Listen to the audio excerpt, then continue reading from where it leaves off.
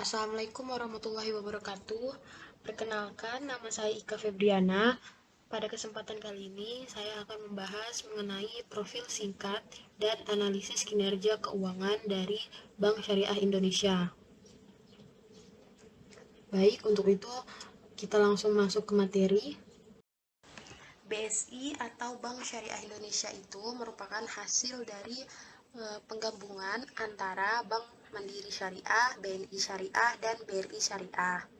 Di sini ada gambar 3 logo dari Mandiri Syariah, BNI Syariah, dan BRI Syariah yang sekarang sudah bergabung menjadi BSI atau Bank Syariah Indonesia. Selanjutnya, di sini ada profil singkat dari PT Bank Syariah Indonesia Tbk.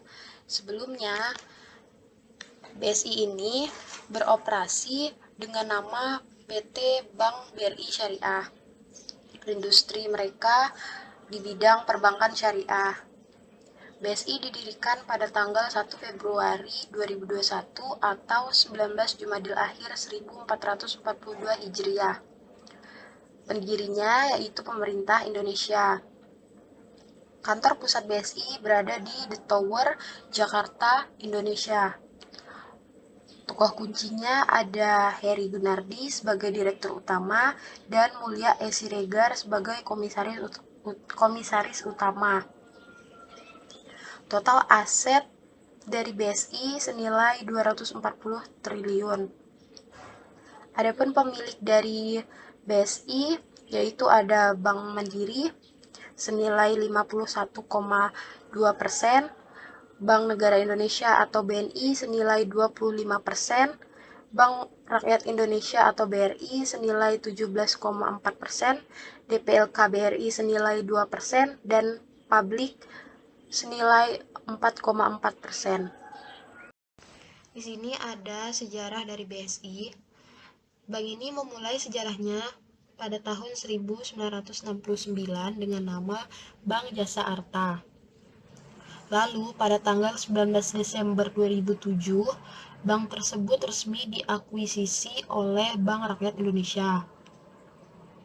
Setelah mendapat izin usaha dari Bank Indonesia, pada tanggal 16 Oktober 2008, bank ini resmi beroperasi dengan nama PT Bank BRI Syariah tanggal 17 November 2008. Pada tahun 2020 diadakan rencana penggabungan antara Bank Syariah Mandiri dan BNI Syariah ke dalam perusahaan Bank BRI Syariah, lalu disetujui oleh para pemegang sahamnya.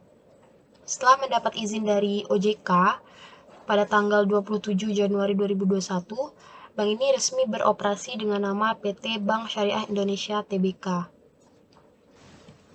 Lalu selanjutnya saya akan menampilkan analisis laporan keuangan dari PT Bank Syariah Indonesia Tbk.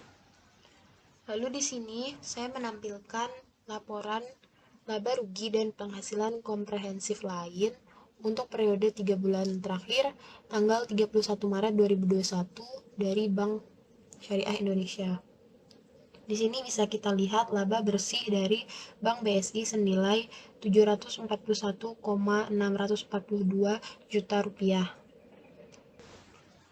BSI per semester 1 2021 membukukan laba bersih sebesar 1,48 triliun, naik 34,29% secara year on year. Kenaikan laba tersebut didorong oleh pertumbuhan pembiayaan dan dana pihak ketiga sehingga biaya dana dapat ditekan. Direktur Risk Management BSI yaitu Tiwul Widyastuti mengatakan dalam public expose secara daring, beliau menyampaikan bahwa kualitas pembiayaan tersebut dibuktikan dengan tren penurunan non-performing financing atau NPF gross dari 3,23% pada semester 1 2020 menjadi 3,11% pada 6 bulan pertama tahun 2021. Untuk meningkatkan kinerja, tahun ini BSI fokus menjaga kualitas pembiayaan dan mengatur coverage rasio dengan tetap mendorong pertumbuhan bisnis yang sehat dan akselerasi kapasitas digital dan operasional. Hingga 30 Juni 2021, BSI telah merestrukturisasi pembiayaan secara bank-wide sebesar 29,42 triliun atau 18,22% dari total portofolio pembiayaan. Direktur Finans dan Strategi BSI, yaitu Adi Cahyonugroho, juga menyampaikan kenaikan kinerja ini mendorong kenaikan pendapatan margin dan bagi hasil yang tumbuh sekitar 12,71% year on year. Beliau mengatakan, dengan pertumbuhan laba yang signifikan, BSI dapat meningkatkan rasio profitabilitas. Hal itu ditandai dengan meningkatnya return on equity atau ROE dari 11,69% per Juni 2020 menjadi 13,84% per Juni 2021. Lalu di sini ada laporan posisi keuangan dari Bank Syariah Indonesia tanggal 31 Maret 2021. Bisa kita lihat total aset dari Bank Syariah Indonesia itu senilai 234,427 juta rupiah.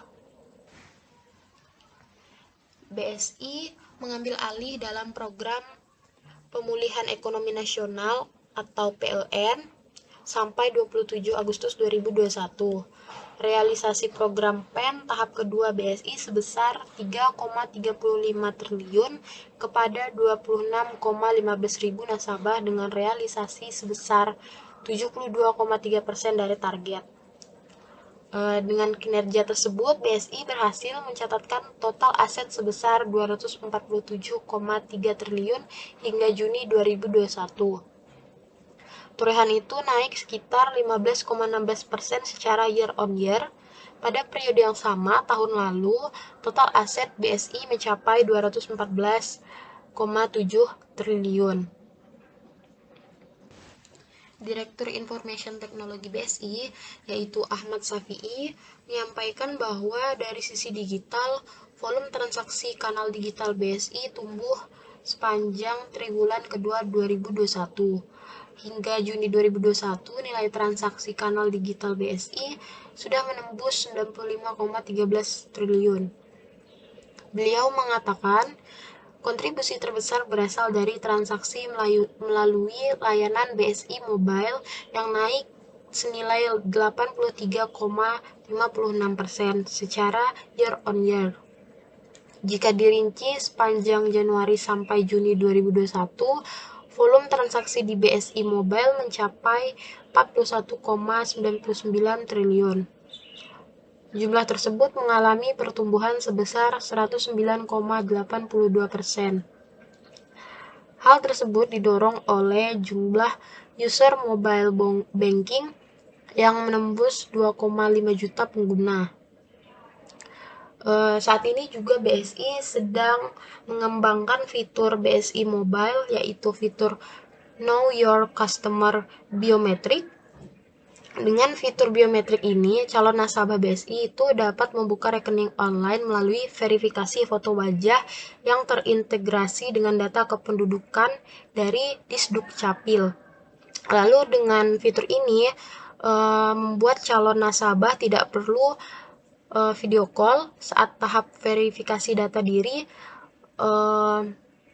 Dapat dilakukan proses pembukaan rekening secara daring. Selain itu, dengan adanya fitur biometrik, waktu yang dibutuhkan untuk pembukaan rekening juga akan menjadi semakin lebih singkat, yakni bisa kurang dari 5 menit hingga proses terbentuknya nomor rekening online.